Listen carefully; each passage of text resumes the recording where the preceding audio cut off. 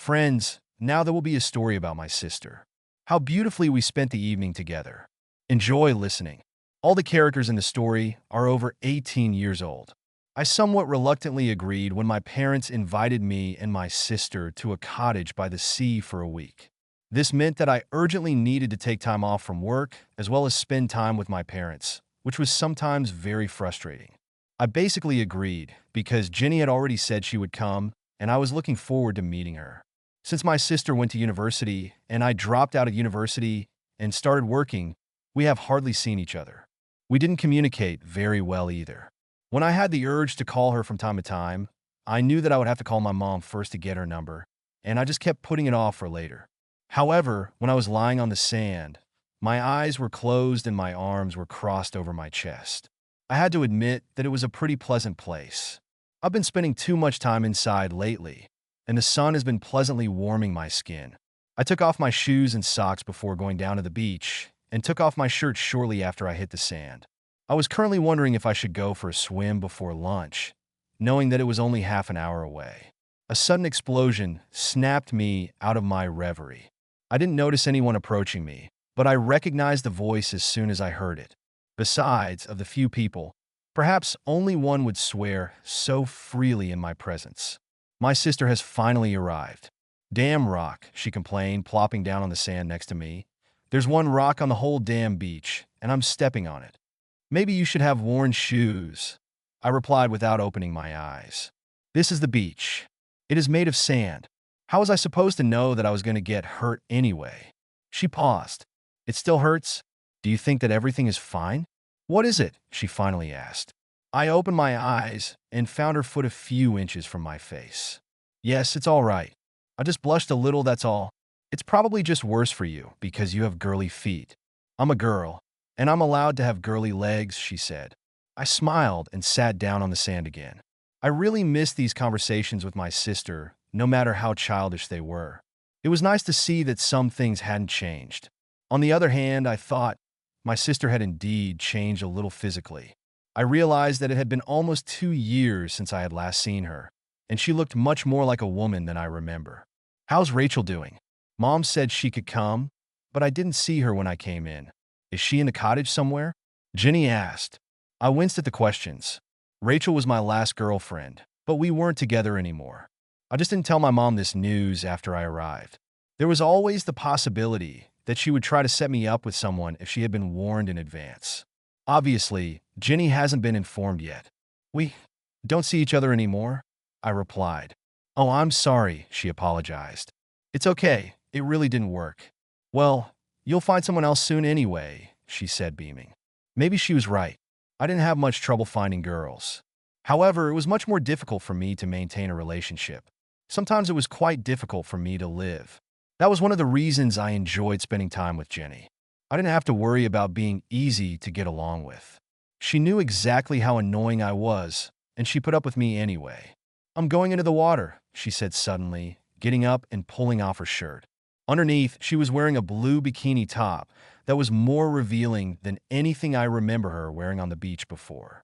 "Jesus, Jen, I know you're a bad university student and all that, but I'm sure Mom would have bought you a matching swimsuit if you'd asked." "Shut up, there's nothing wrong with that," she said. She was my sister, and that made her different. But when she left me, I found myself looking at her the same way, as if she were any other girl. "Damn it," I muttered to myself. I sighed and got up to follow my sister into the water. Swimming might help, and if it didn't, at least she wouldn't see anything. The water was cool, almost cold, when I entered it. After lying in the sun for a while, it felt good. Jenny was already in deep water, but when she saw me coming, she turned around and started swimming towards me. She got to me just as the water started hitting my chest. "Nice, isn't it?" she said, pushing her wet hair back. "Yeah," I said absently. "I meant the water," she said, smiling at me. "Great." And now she's caught my eye. I looked away, feeling the heat rush to my face. "It wasn't very good. I told you it was too small," I said defensively. "Don't worry. It's okay," she tried to calm me down. She took a step towards me just as a small wave hit her from behind, pushing her closer than she intended. I turned away from her and trudged across the water to the shore. I didn't know where I would go once I got there. I didn't even bring a towel. I just needed to get away from her, and I could deal with everything else later. Hey, wait for me, she called, following me. I ignored her. I couldn't meet her right now. I was almost out of the water, but I still had no idea where I was going. Come on, don't get mad, she begged, struggling to catch up with me. I paused when she said that. Did she think I was mad at her? Angry, maybe, but at himself. I'm not mad, Jen, I said, turning just enough to see her. You should be mad at me, if anything. She stopped a few meters away and looked at me. She bit her lips slightly, trying to decide what to say. I had to force myself to look away from her again.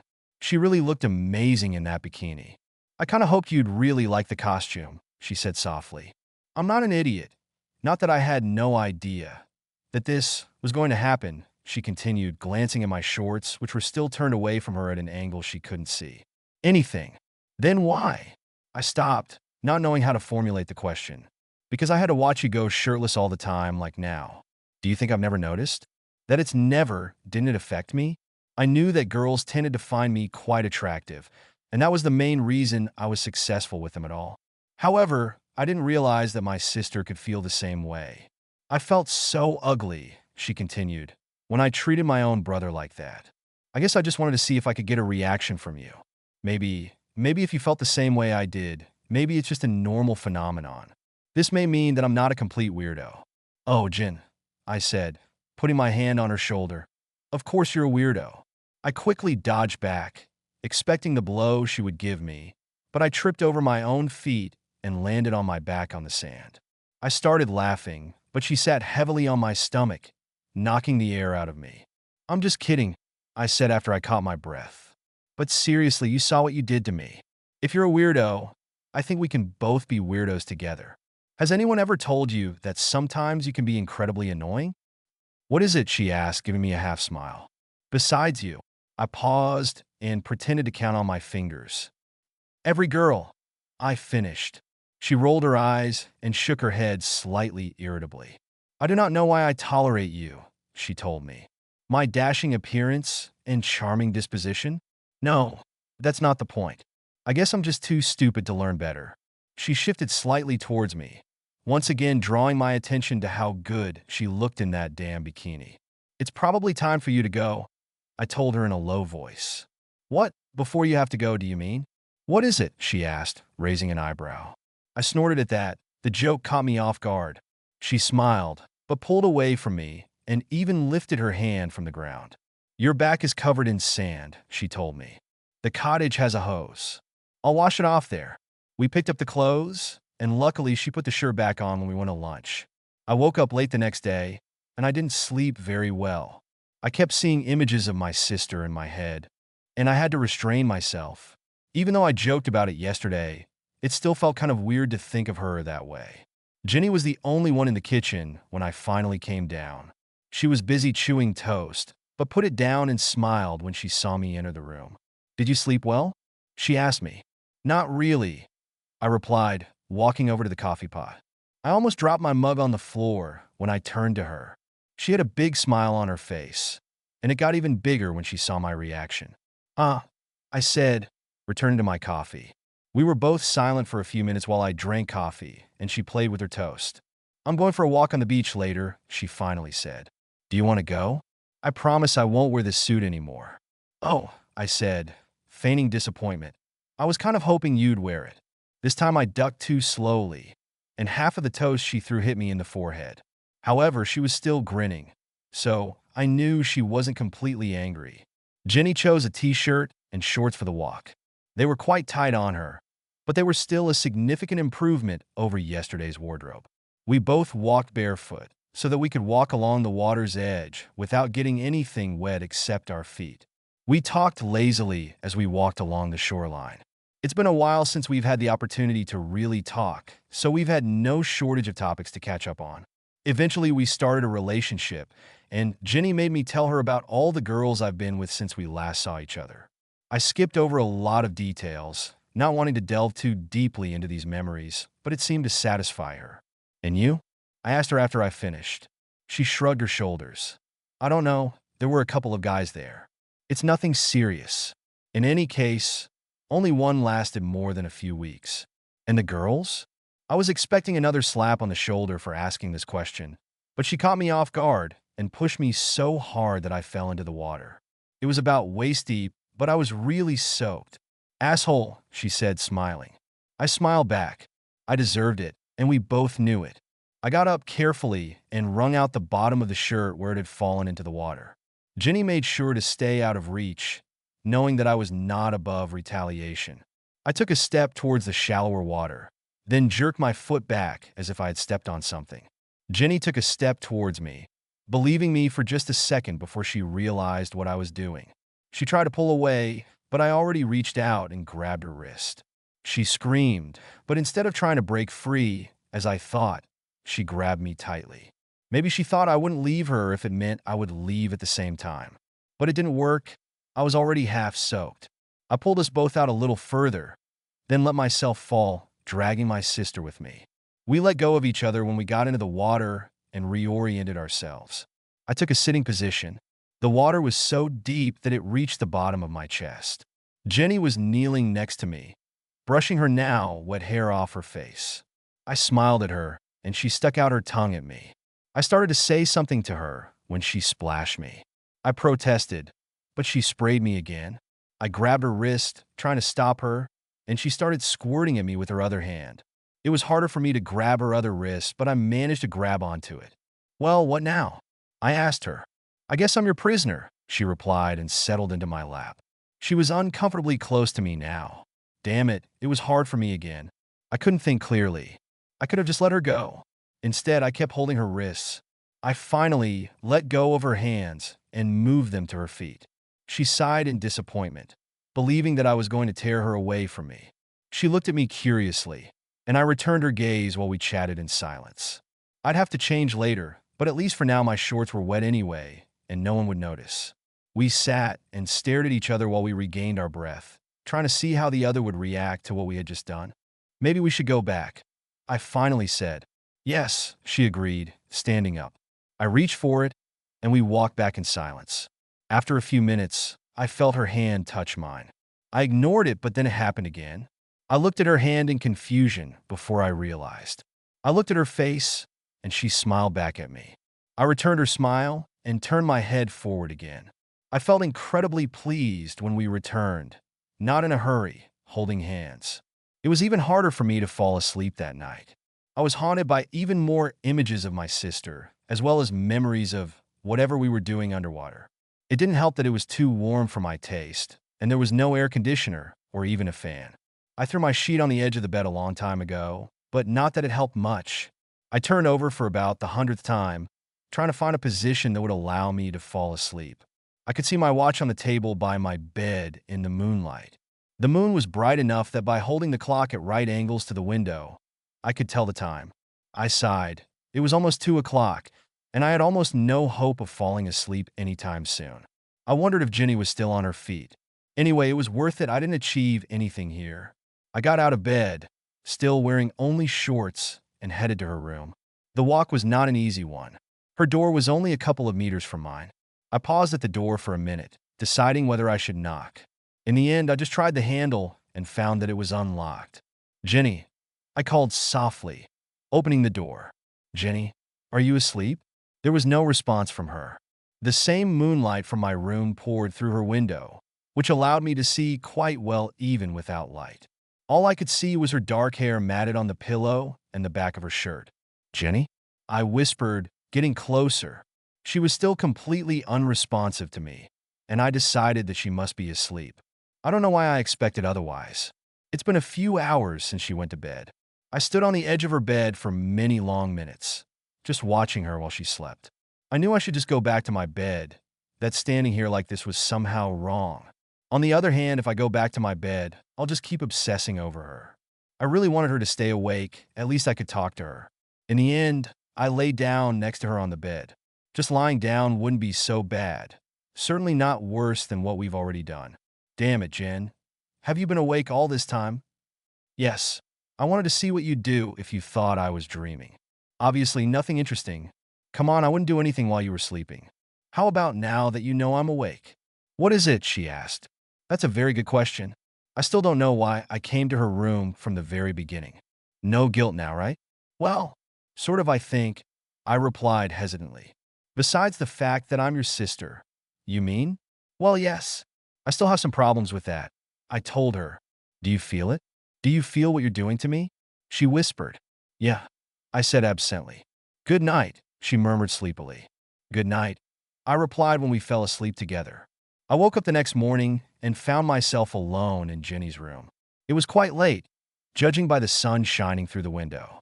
I wanted there to be a clock around so I could tell exactly what time it was. I decided it was probably time to move on.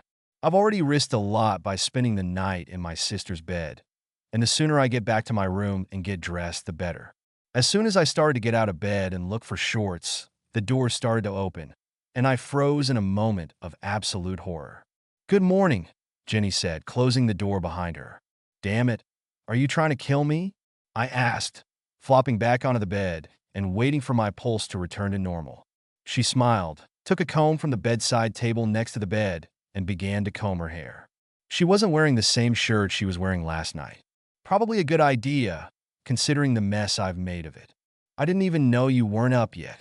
I was waiting for you to wake up, but you took forever, and I had to go to the bathroom, she explained. Good. My heart probably needed exercise anyway, right? I sat up and noticed my shorts on the floor at the edge of the bed. I tried to ignore my sister as I picked them up and put them on, but I could see her watching me out of the corner of her eye. Can you check the hall? To make sure he's safe, I asked her. Of course, she replied. She went to the door and threw it open, pretending to look around to make sure no one was there. I ran to the door and closed it as fast as I could without slamming it when Jenny burst out laughing. This is not funny, Jen, I hissed. We could have serious problems if we get caught. It's actually quite funny, she said when she had calmed down enough. Mom and Dad won't be here until noon. They left while you were still asleep. Everything for yourself, huh?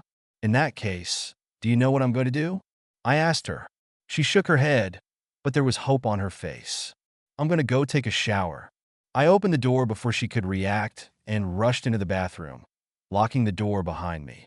You idiot, she shouted from behind the door. After I took a shower and got dressed, I went down to the kitchen. Jenny was already sitting at the table and had half finished a bowl of cereal. She stared at me when I entered the room, but I could see that she was having a hard time holding on. You deserve it, and you know it, I said. Yes, but you should have seen the look on your face, she said, breaking into a wide smile. It was worth it. She went back to her cereal, and I sat down and poured myself a bowl. We ate in almost silence for a few minutes. Then she looked at me. You know what? What is it? She asked. I doubt it. I'm taking pills, she said, making me choke on my cereal.